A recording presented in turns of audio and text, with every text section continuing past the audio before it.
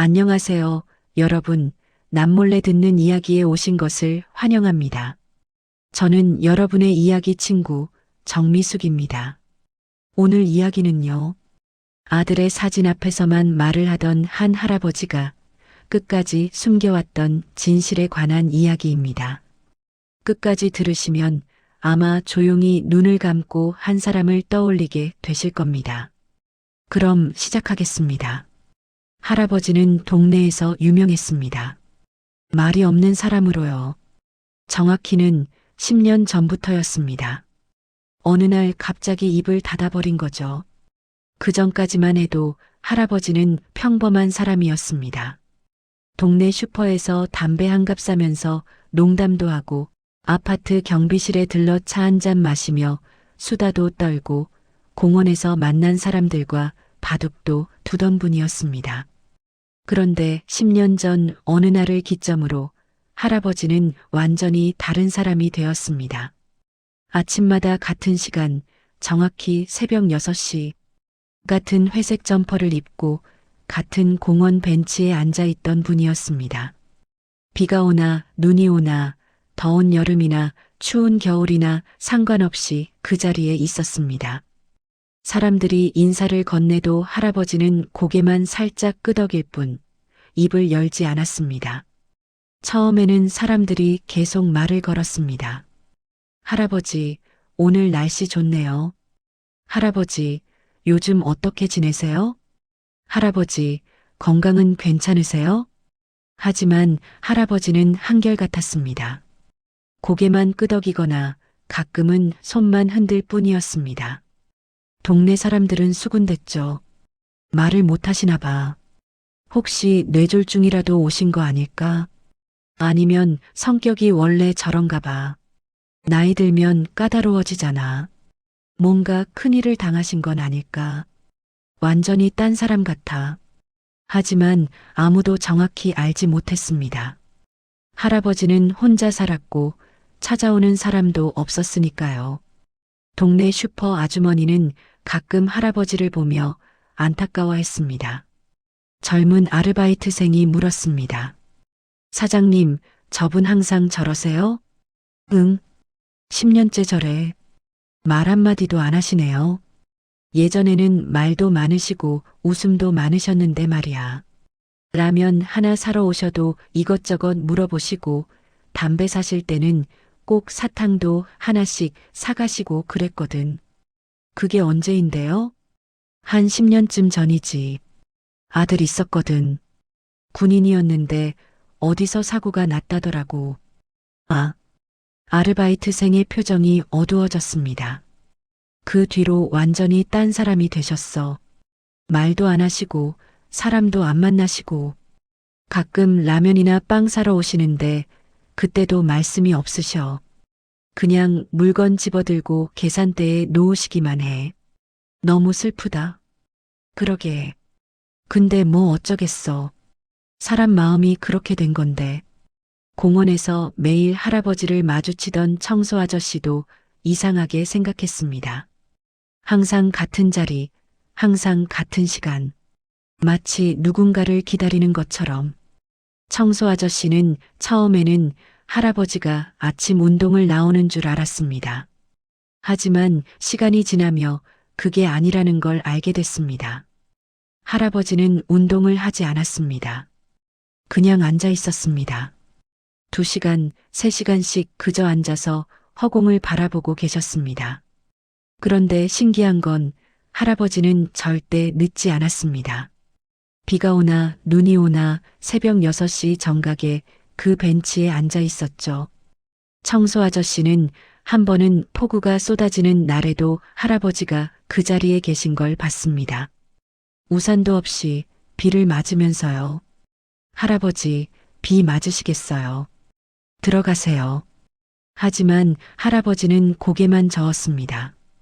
그리고 계속 앉아 계셨습니다. 무엇을 보는 걸까요? 아무것도 아닌 듯. 허공을 바라보는 그 눈빛은 사실 무언가를 간절히 찾고 있는 것 같았습니다. 청소 아저씨는 나중에 슈퍼 아주머니한테서 할아버지 이야기를 듣고 나서야 이해했습니다. 아마 아드님을 기다리시는 거겠구나. 돌아오지 않는다는 걸 알면서도. 어느 추운 겨울날이었습니다. 젊은 남자가 할아버지 옆에 앉았습니다. 동네에 새로 이사 온 사람이었죠. 20대 후반쯤 돼 보이는 남자였습니다. 깔끔한 인상에 예의 바른 태도를 가진 사람이었습니다. 안녕하세요. 날씨 참 춥네요. 할아버지는 고개만 끄덕였습니다. 저 얼마 전에 여기 이사 왔어요. 이 동네 참 좋네요. 할아버지는 또 고개만 끄덕였습니다. 젊은 남자는 잠시 망설이다가 말을 이었습니다. 저기, 혹시 괜찮으시면 여기 커피 한 잔 드릴까요? 제가 2개 샀는데 하나가 남아서요. 사실 거짓말이었습니다. 젊은 남자는 할아버지를 위해 일부러 2개를 산 거였습니다.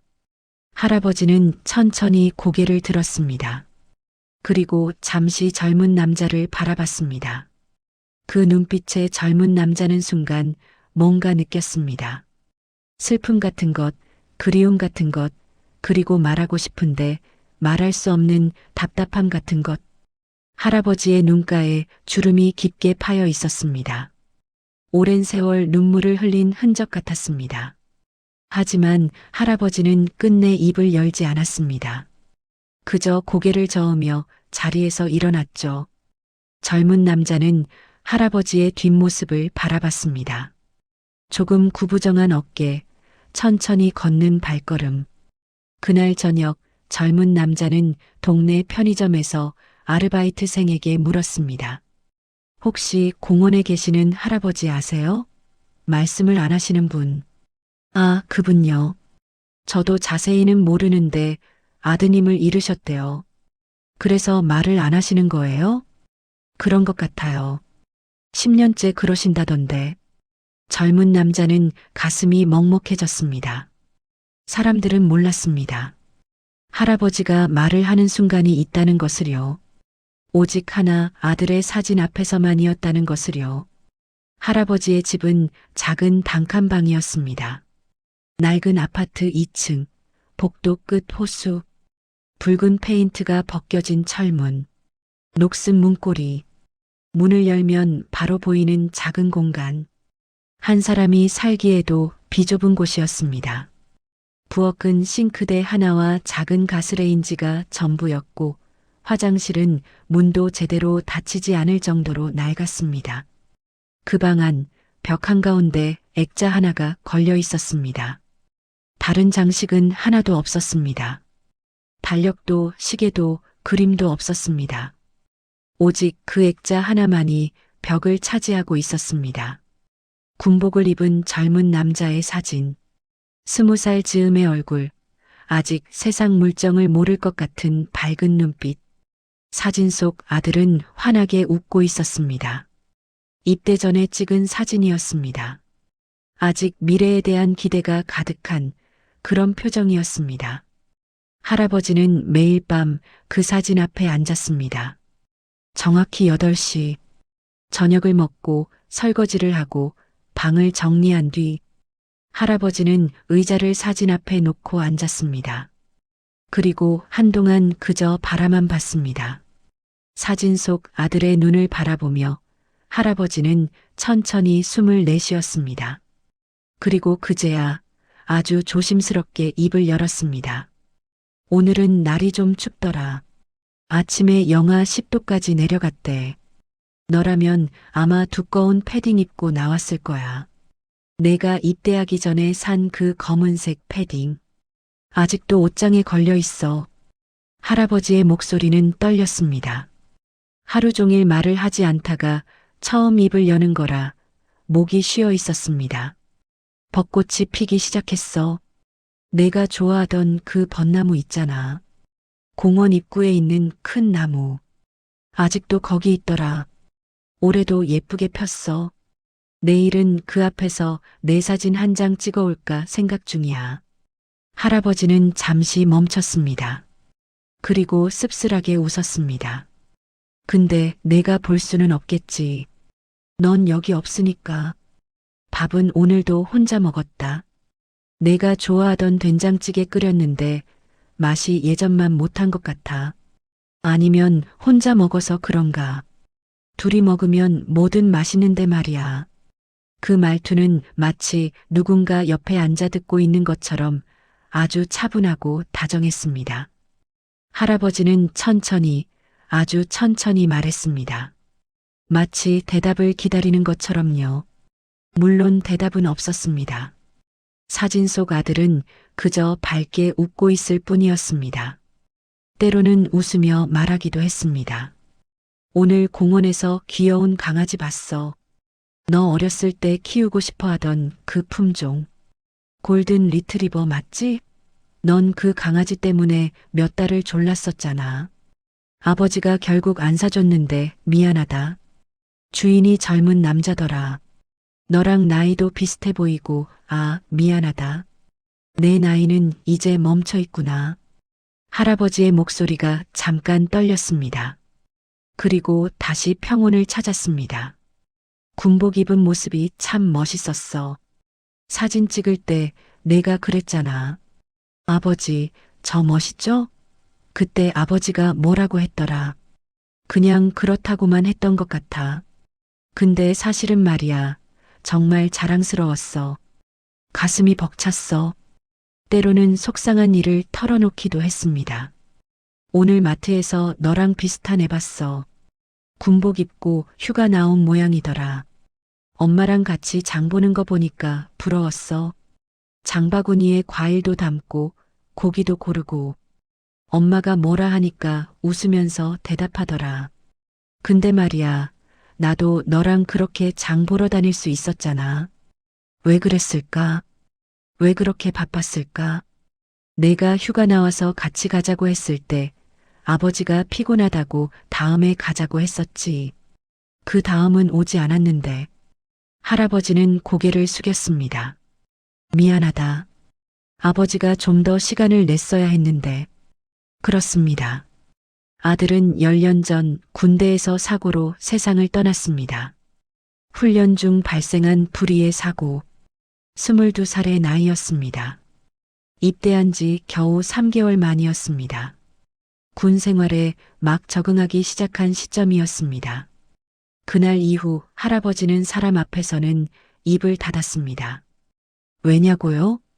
아들이 떠난 날 할아버지는 아들과 크게 다툰 상태였기 때문입니다. 그날을 떠올리면 할아버지는 지금도 가슴이 무너져 내리는 것 같았습니다. 10년이 지났지만 그 순간은 어제 일처럼 선명했습니다. 아들이 입대하기 전날 밤이었습니다. 거실에 둘이 앉아 있었습니다. 텔레비전은 켜져 있었지만 아무도 보지 않았습니다. 아들이 먼저 입을 열었습니다. 아버지, 저 특수부대 지원하려고요. 할아버지는 리모컨을 내려놓았습니다. 뭐, 그게 무슨 소리야? 훈련 받다가 적성에 맞는 것 같아서요. 교관님이 추천도 하셨고, 그냥 조용히 군 생활하고 나오면 되는 거 아니야. 뭐하러 위험한 데를 가려고 해. 아들의 표정이 굳어졌습니다. 아버지는 항상 그러시잖아요. 안전한 것만 하라고. 그런데 저는 제가 정말 하고 싶은 걸 해보고 싶어요. 할아버지는 답답했습니다. 왜 아들이 자신의 말을 이해하지 못하는지 알 수 없었습니다. 하고 싶은 게 뭐가 그리 많아. 위험한 데 가지 말고 제대하면 하고 싶은 거 해라. 그때는 아버지가 뭐든 도와줄게. 아버지는 늘 그렇게 말만 하세요. 나중에. 그런데 나중은 언제예요? 제가 언제까지 기다려야 해요? 아들의 목소리가 높아졌습니다. 너 지금 아버지한테 대드는 거야? 대드는 게 아니라 제 인생이잖아요. 아버지 인생이 아니라 제 인생이라고요. 할아버지는 화가 났습니다. 아들이 자신의 말을 무시하는 것 같았습니다.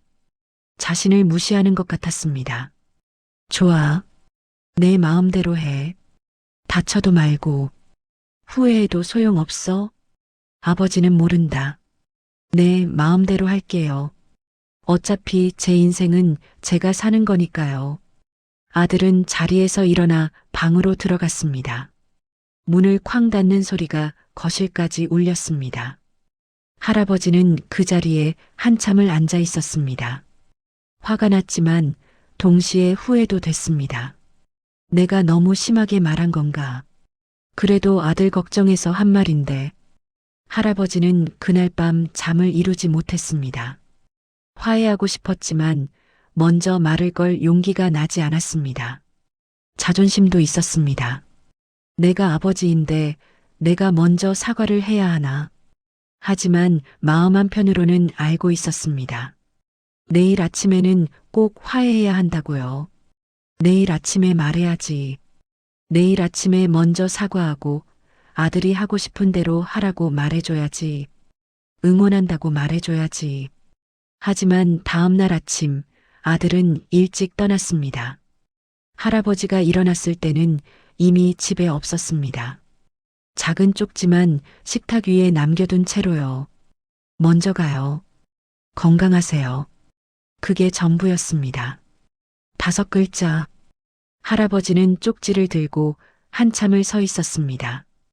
그리고 자책했습니다. 내가 일찍 일어날 걸 그랬어. 내가 어젯밤에 사과할 걸 그랬어. 할아버지는 생각했습니다. 괜찮아. 편지라도 쓰면 되지. 면회 가면 되지. 전화라도 하면 되지. 첫 주에는 전화가 왔습니다. 아들의 목소리는 여전히 조금 딱딱했습니다.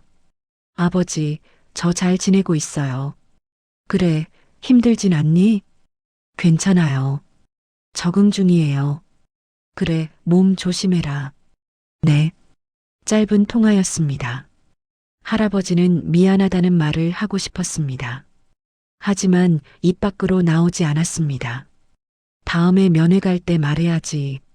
그때는 꼭 말해야지. 2번째 주에도 전화가 왔습니다. 아들의 목소리는 조금 밝아져 있었습니다. 아버지, 여기 생활이 생각보다 괜찮아요. 그래, 잘 됐네. 훈련은 힘들지만 동기들이 좋아요. 다들 착해요. 그래, 다행이다. 밥은 잘 먹니?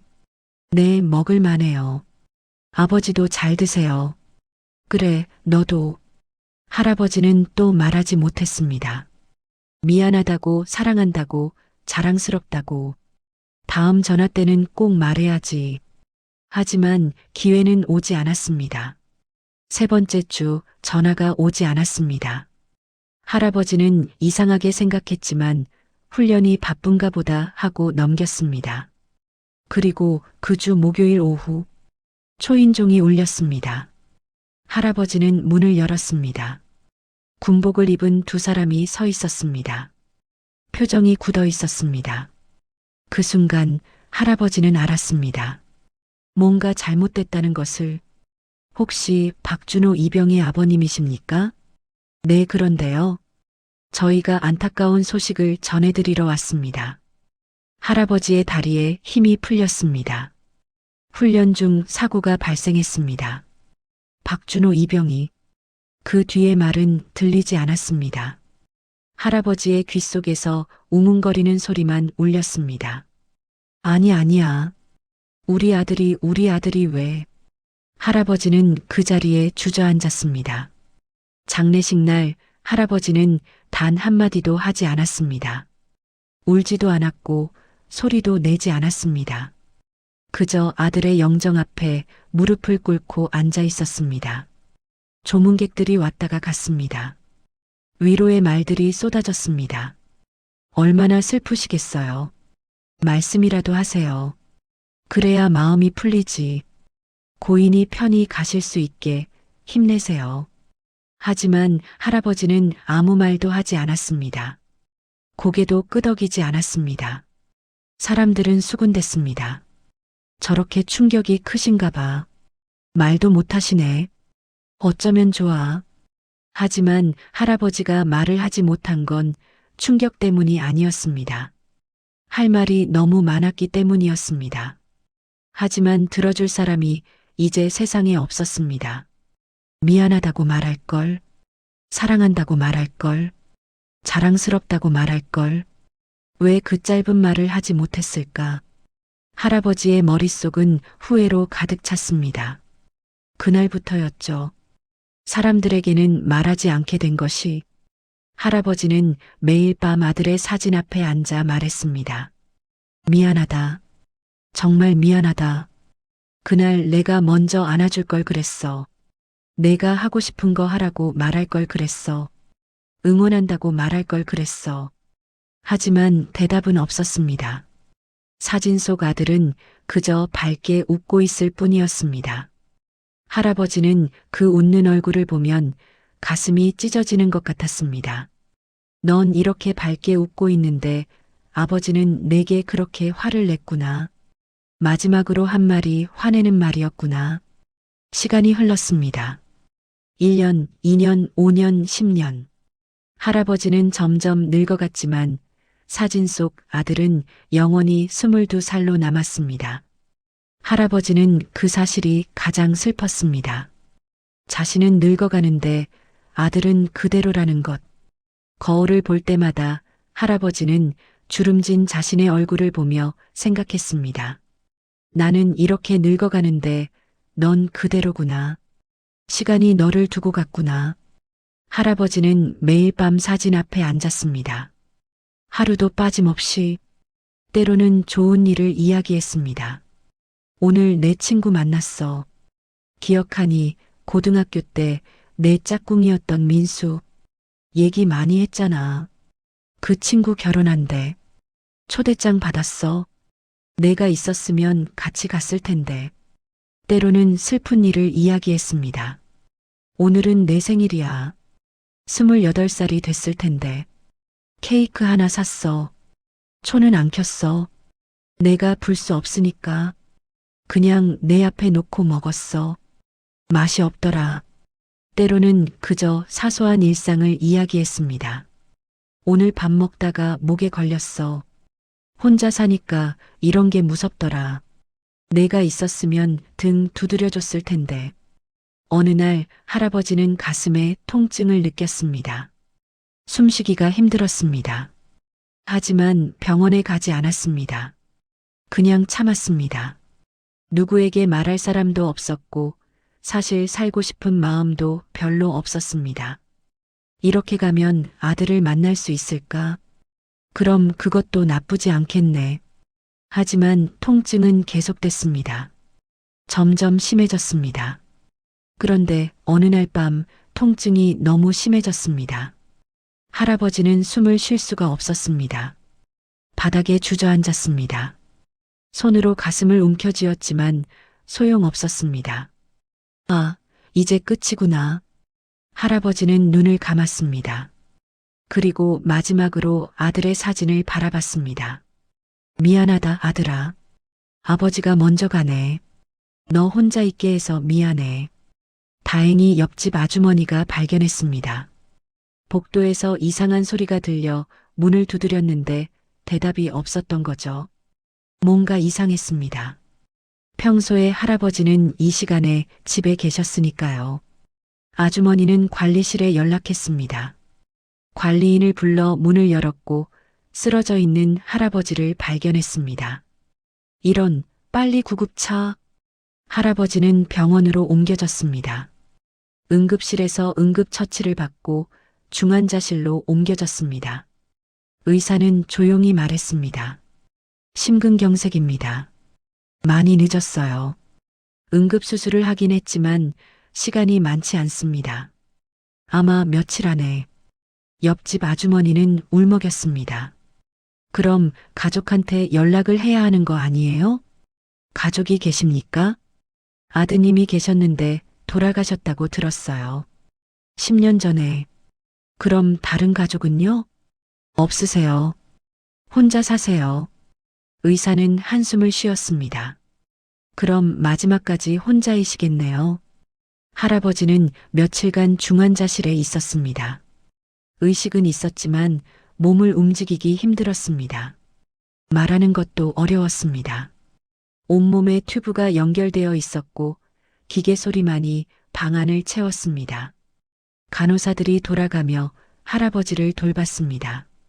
그중 한 명은 20대 후반의 젊은 간호사였는데 유독 할아버지를 안타까워했습니다. 할아버지, 혹시 필요한 거 있으세요? 불편하신 건 없으세요? 할아버지는 고개를 저었습니다. 가족분들한테 연락드릴까요? 혹시 연락처 아시는 분이라도 계시면. 할아버지는 또 고개를 저었습니다. 이틀째 되던 날 할아버지는 간호사에게 작은 종이 쪽지를 건넸습니다. 떨리는 손으로 겨우 쓴 글씨였습니다. 알아보기 힘들 정도로 흔들렸습니다. 집에 사진 하나 있습니다. 벽에 걸린 액자 가져다 주실 수 있을까요? 주소와 함께 간단한 설명이 적혀 있었습니다. 간호사는 쪽지를 읽고 고개를 끄덕였습니다. 네, 제가 퇴근하고 다녀올게요. 꼭 가져다 드릴게요. 할아버지는 고개를 숙여 감사를 표했습니다. 그날 저녁 간호사는 할아버지의 집에 갔습니다. 옆집 아주머니가 열쇠를 빌려줬습니다. 문을 열고 들어가자 작은 방이 보였습니다. 정돈되어 있었지만 어딘가 쓸쓸한 느낌이었습니다. 사람의 온기가 느껴지지 않는 그런 공간이었습니다. 부엌에는 설거지가 되어 있었고 식탁 위에는 아무것도 없었습니다. 그리고 벽 한가운데 액자 하나가 눈에 들어왔습니다. 군복을 입은 젊은 남자, 밝게 웃고 있는 얼굴, 아드님이구나. 간호사는 조심스럽게 다가갔습니다. 그리고 뭔가 이상한 걸 발견했습니다. 액자 앞 작은 테이블에 의자 하나가 놓여 있었습니다. 마치 누군가 매일 거기 앉는 것처럼요. 의자 쿠션은 낡아서 가운데가 푹 꺼져 있었습니다. 오랜 시간 같은 자리에 앉은 흔적이었습니다. 그리고 그 옆에는 작은 수첩 하나가 있었습니다. 간호사는 잠시 망설였습니다. 남의 물건을 보는 게 예의는 아니지만 뭔가 중요한 것 같았습니다. 수첩을 펼쳤습니다. 그 안에는 날짜와 함께 짧은 문장들이 빼곡히 적혀 있었습니다. 2015년 3월 12일. 오늘 아들이 꿈에 나왔다. 웃고 있었다. 아무 말도 안 하고 그냥 웃기만 했다. 깨고 나서 울었다. 2015년 4월 5일. 벚꽃이 폈다. 아들과 같이 보고 싶다. 작년에는 같이 보자고 약속했었는데. 2015년 8월 15일. 아들 제삿날. 3년째다. 아직도 믿기지 않는다. 2016년 1월 1일. 새해가 밝았다. 아들 없이 맞는 또 한 해. 이렇게 또 한 해가 가는구나. 2017년 9월 20일. 오늘 아들 생일. 24살이 됐을 텐데. 케이크 샀다. 혼자 먹었다. 2018년 6월 3일. 오늘 아들 친구가 찾아왔다. 결혼한다고. 초대장 줬다. 아들이 있었으면 들러리 섰을 텐데. 2020년 11월 3일. 추워졌다. 아들이 보고 싶다. 매일 보고 싶지만 오늘따라 더 보고 싶다. 간호사의 눈시울이 붉어졌습니다. 페이지를 넘겼습니다. 더 많은 기록들이 있었습니다. 2021년 2월 14일. 발렌타인데이. 아들이 고등학교 때 초콜릿 받아온 거 기억난다. 부끄러워하면서도 좋아했었지. 2022년 5월 5일. 어린이날. 아들 어렸을 때 놀이공원 데려간 거 생각난다. 그때 좀 더 자주 데려갈 걸. 2023년 3월 25일. 10년째다. 아들이 떠난 지 10년. 시간은 가는데 나는 그대로다. 2024년 7월 10일. 오늘 꿈에 아들이 나왔다. 처음으로 아들이 말을 했다. 아버지 괜찮아요. 울지 마세요. 그 말에 깼다. 진짜였으면 좋겠다. 간호사는 수첩을 덮었습니다. 더 이상 볼 수가 없었습니다. 눈물이 흘러내렸습니다. 10년 동안 매일 이렇게 사셨구나. 혼자서. 간호사는 액자를 조심스럽게 내렸습니다.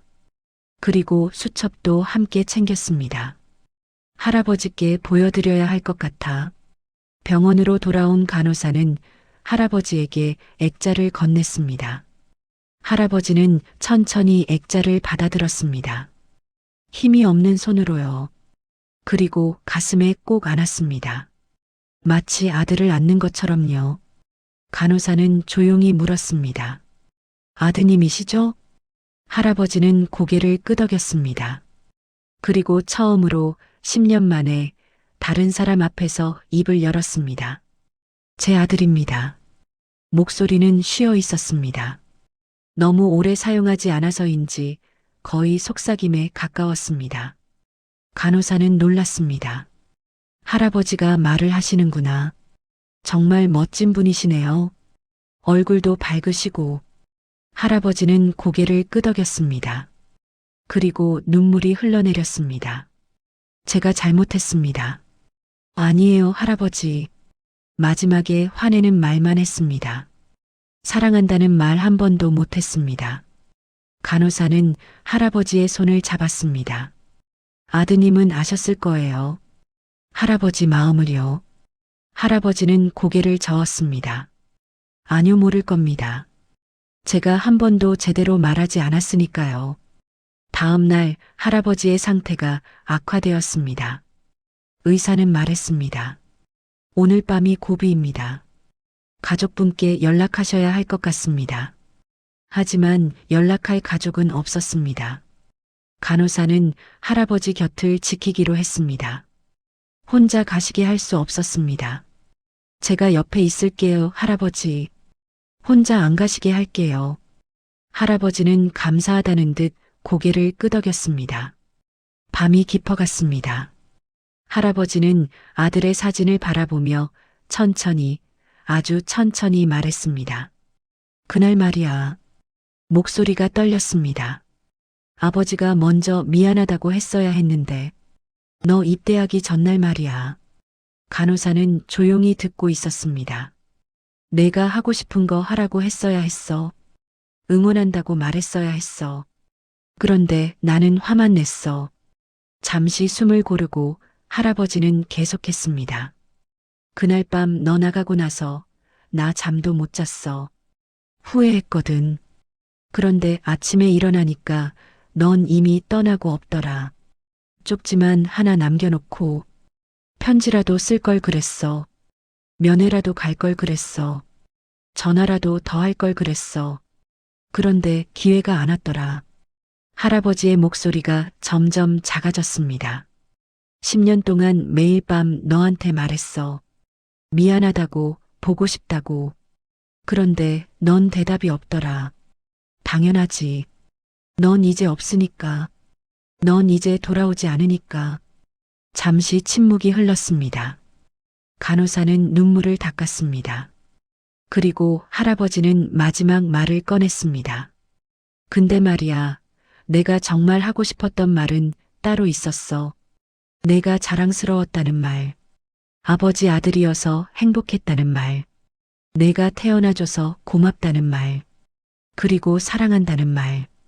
한 번도 제대로 못했구나. 할아버지의 눈에서 눈물이 흘러내렸습니다. 이제야 하네. 너무 늦었지? 넌 이제 들을 수도 없는데. 할아버지는 사진을 가슴에 더 꼭 안았습니다.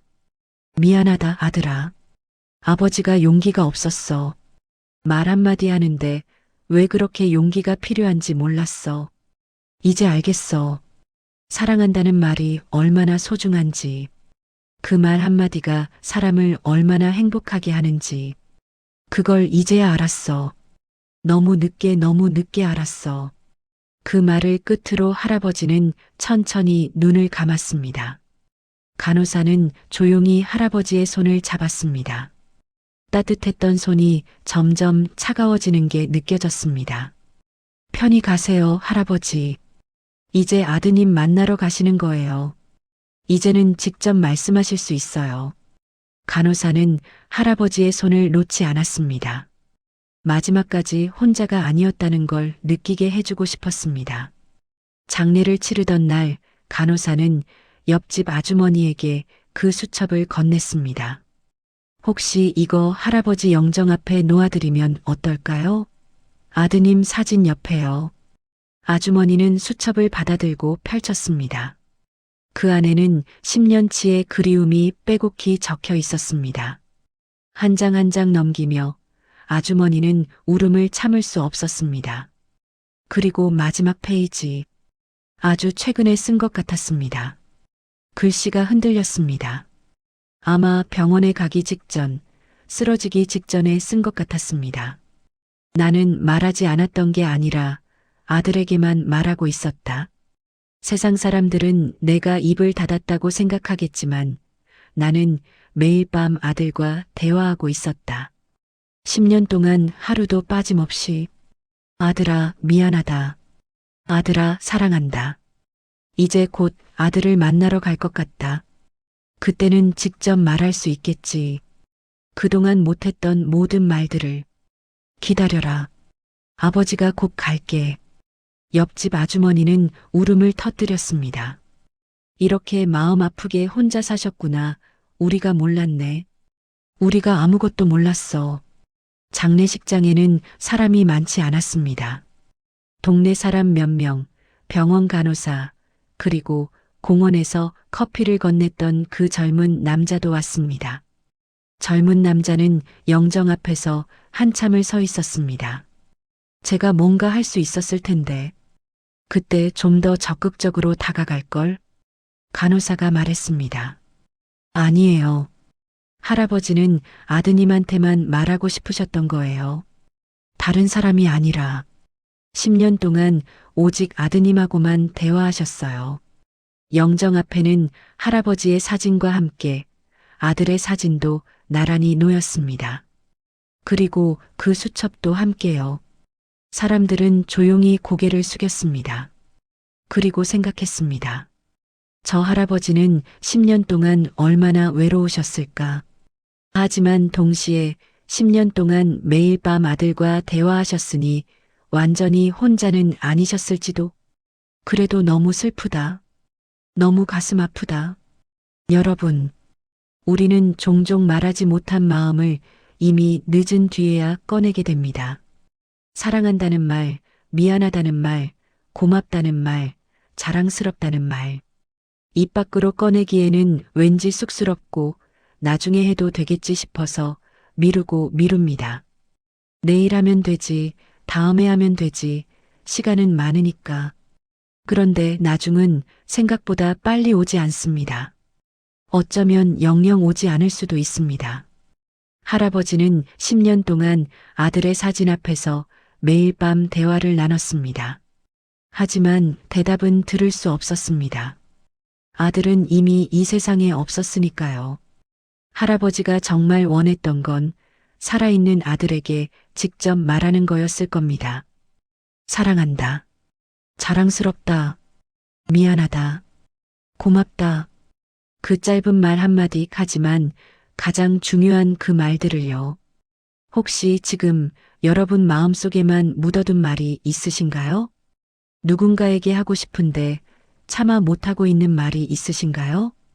부모님께, 자녀에게, 배우자에게, 친구에게. 오늘은 사진이 아니라 살아있는 그 사람에게 직접 전해보셔도 좋겠습니다. 전화 한 통이면 됩니다. 문자 한 줄이면 됩니다. 엄마 사랑해요. 아빠 고마워요. 여보, 당신이 있어서 행복해. 아들아, 자랑스럽다. 그 짧은 말 한마디가 나중에 후회 없는 기억으로 남을 겁니다. 할아버지처럼 10년 동안 사진 앞에서 혼자 말하지 마세요.